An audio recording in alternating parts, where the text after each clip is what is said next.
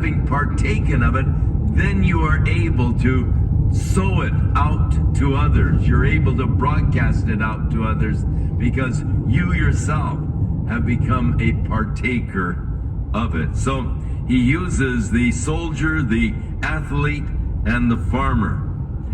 Consider, he said, what I say, and may the Lord give you understanding in all things. Think it over, Timothy. And may the Lord help you to understand these things. And remember that Jesus Christ of the seed of David was raised from the dead according to my gospel. Now, the word "that" is not in the original Greek, well, I say original Greek, in the Greek texts that have been found, the word "that" is not there. It has been inserted by the translators.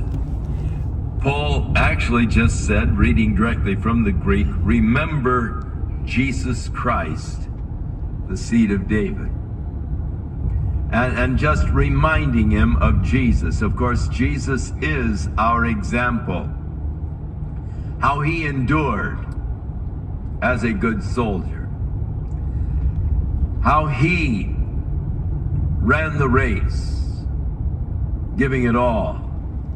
And of course, as he was a partaker. Remember Jesus Christ, the seed of David. He was raised from the dead according to my gospel.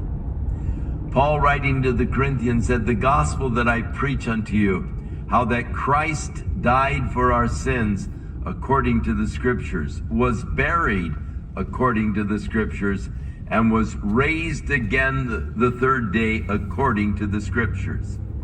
As you go through the book of Acts, you find that the heart of the